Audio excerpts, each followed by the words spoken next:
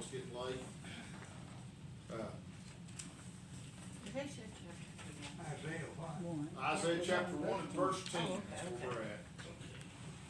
And Isaiah will skip around a little bit in time. Oh, get right down Okay. there. It will skip around in times. Some of Isaiah is for the current times, some of it is for in the last days, but it'll tell us. It'll tell us as we skip. Okay? But I wanted to get something here, you know. We talk about a lot of stuff that we have nowadays. And me and Bill's all over this history stuff, you know. And I think it had a lot of stuff back in. And I'm going to read something to you in Isaiah here. Those that think nose rings is a new thing in 2000s, and nose jewelry is a new thing, let me tell you, it's not. Okay? In Isaiah chapter 3, he says, I'm just going to start with verse 18. He says, in that day the Lord will take away the bravery of their twinkling ornaments about their feet, and their cauls, and their round tires, like the moon, the chains, and the bracelets, and the mufflers, the bonnets, and the ornaments of the legs, and the headbands, and the tablets, and the earrings, the rings, and nose jewels. Huh? You see all kinds of. You see what I mean? What did Solomon say? He said, there's nothing new under the sun. What has been, will be, and what is, has been. And it will be again, right? So guess what? They had all this stuff. But notice he said, round tires, like the moon, huh? Now, we know there's all kinds of scripture in here about wheels, but that's the first one I seen that said tires. So that'd be something to put them on, didn't it? Now think about that. And this was in, well, we'll get to it. We'll get to it when we get there. We're not in that chapter 3 yet. I just wanted to bring that out. That was kind of interesting. About the, you know, the nose jewels. Not to mention the round tires. And the round tires. I never knew that was in there before. I never had that before. That's the first time I'd seen it. But I'm thinking to myself, you know, me and Dad have read in there before, it talks about horseless chariots. Now, how can you have a horseless chariot? Now, do we have different names for this stuff? We absolutely have different names than they had then, right? So horseless chariots, car. Said run like what was it? In that one place? I mean, it's like lightning, wasn't Lightning. it? That It ain't was the fast, car. right? I didn't see no horse run like that yet. So there's a lot, listen, there's a lot we can find in the scripture. You know, there's, as soon as you say there's your gold nugget. I mean, there's a lot of nuggets in there, you know? And some of them are bigger than others, right? I mean, I know that one. I mean, that was just big. something I run into there, and I kind of marked it there. But I just thought it was interesting. Interesting, because they had this stuff back then, you know. But if you notice, he made this, he said the tires were round like the moon. What does that mean? It's awful big, wasn't it? Round, like the moon is round, right? Is that- Not a ball, but he said round. Round, like the moon. The tires were round. You know, tires are round, They was. right? Did you ever wonder how they ever might listen? Let's get in it just for a Got second. a custom for you. AJ just bought it. Are them tires round as a moon?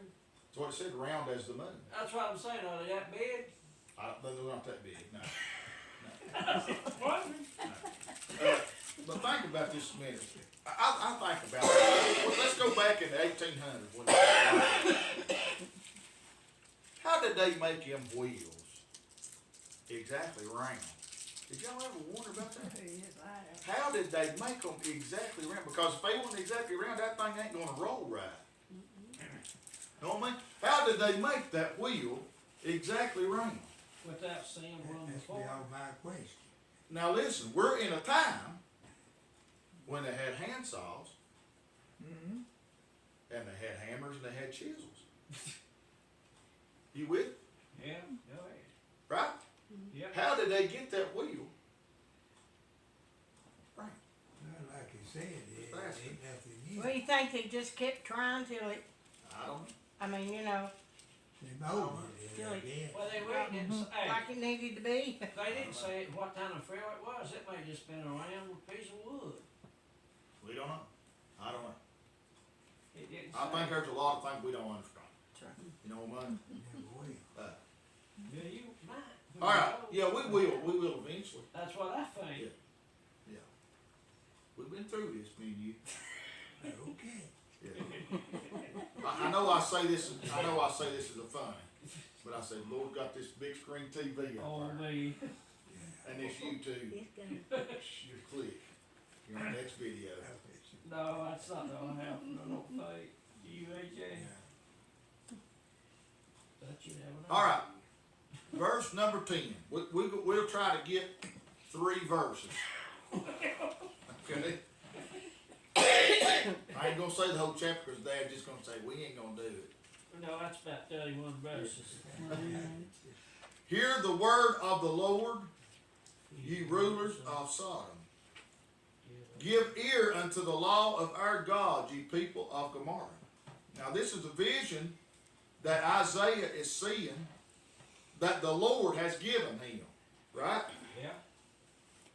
And he's given some instruction here. So guess what? Sodom and Gomorrah was still with us at this point. Yeah. Is that right? Yeah. I mean, it's what it sounds like, doesn't it? Yeah. So when was Isaiah? There's a question for an expert. When did Isaiah live? What time period? Okay. We says here, hear the word of the Lord, ye rulers of Sodom. Well, 716 BC. we can go back and find out in Genesis that Sodom and Gomorrah was destroyed. Yeah. But he's saying, hear the word of the Lord, you rulers of Sodom. In this time frame. Isn't that right? That's what Why it would he said. say that to people who done dead and gone? Right? Oh, that's like preaching to somebody who's done gone. Little late for that. Yeah, Right? it is. So this has to be in a time period, and I never saw that either. It says 716 That can't be right. BC. That can't be right. It could. That can't be because it says, hear the word of the Lord, you rulers of Sodom. Yeah. That's what it says. Give ear unto the Lord of our God, ye people of Gomorrah. Those people are gone. Yeah. No, That's this 716 BC, them people's gone. was Hezekiah. Yeah, this is Isaiah. Isaiah was way back. King He was of way Judah, back. which We was need to look at the genealogy here at some point and find out, even though it don't really matter. 'Cause it doesn't matter. Yeah. But that was just interesting, I thought, that it was still there. And the Lord was wanting them to hear the word. He was wanting them to hear the word. If he found, how many did he go down to? Alexander? How many did he go down to? The Lord. 2. He kept asking. How many did he go down to? Was it 10? 5? I was thinking it was 2. Was it 5 or was it 10? 10, I believe. 10. Okay. Ten, Then I he believe. kept, It was one of the 10. I believe it was 10. Okay. and then, We'll go back there. I believe it was then 10. it stopped. Started with 50 and ended up with 10. I think. Yeah, okay. Talking about Sodom and So Gomorrah. yes, no, It was but 10. look at this. No matter how wicked those two cities were, if the Lord had found 10 Just 10. righteous, You were Yeah. inspired. He would He spare was them. spot. Ford always wound up with it. That was Lot and his daughters, Yeah. Freo, wasn't it? Ford. No, and his his wife. wife, His wife, but she turned her- stone. she turned around. Scripture Yeah. said it delivered just Lot. Next was the fifth of compensation. Yeah, he was that. Listen, He didn't recognize him. Lot was. Look, people can get in situations that they can't get out of. Do you know that's true? Yeah.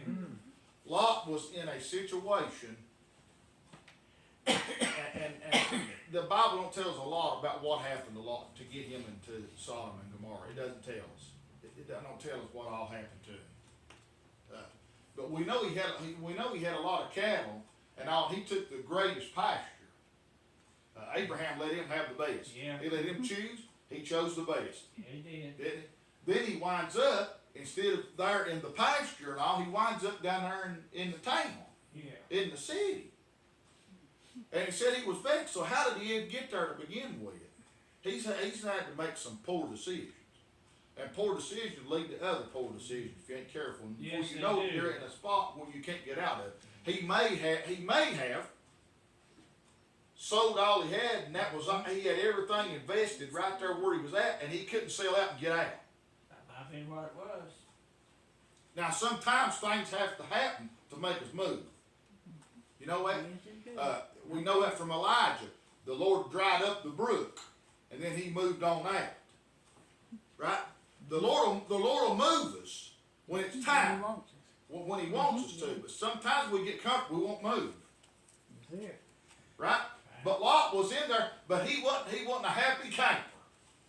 He was watching all this evil and stuff going on. He was not involved in that. No, he And he didn't like it. But he was there because I don't think he had anywhere to go. I don't think he had a choice either on that. I believe he had too much pride to go back to Abraham and say, will you take me in? I believe he had too much pride for that. And he would have, he went.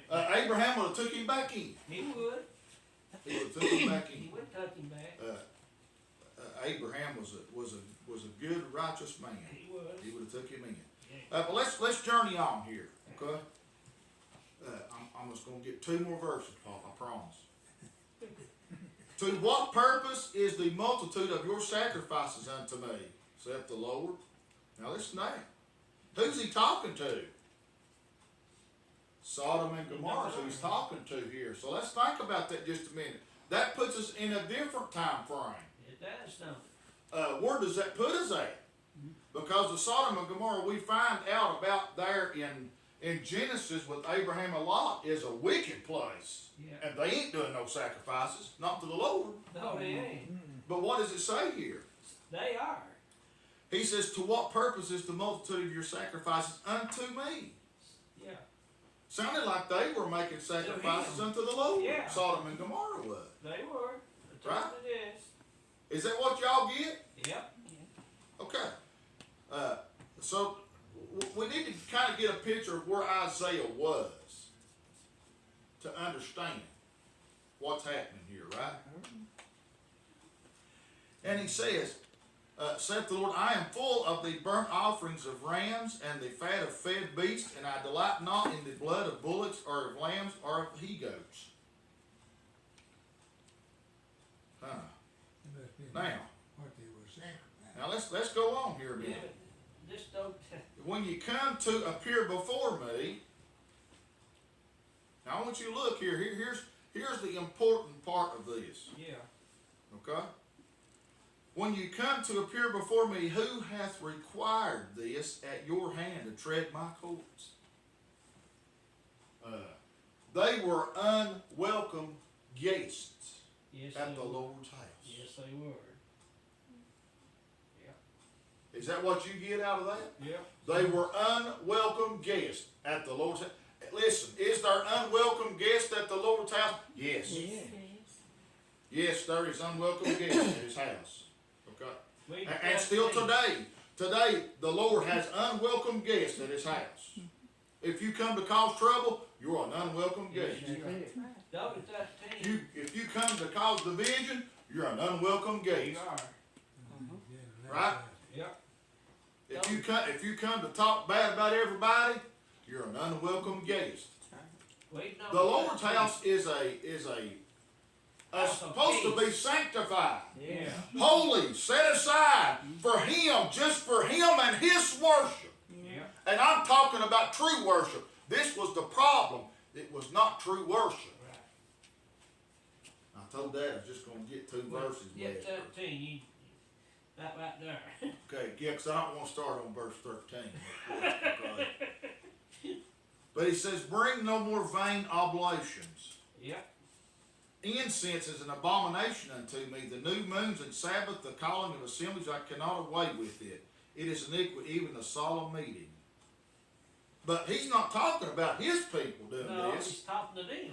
He's talking about these people because they're doing it with the wrong attitude, Yeah. right? Right. Well, I do like, you know, it's kinda like this, I'll do what this fellow over here does, and it'll be okay. Yeah, that's what where it it is. is. I'll do like, we'll do like them.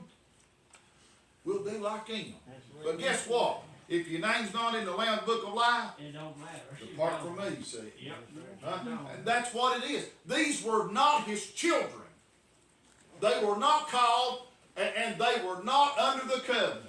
There was some things you had to do to be in that family, and they weren't doing them. And so everything they were doing was in vain.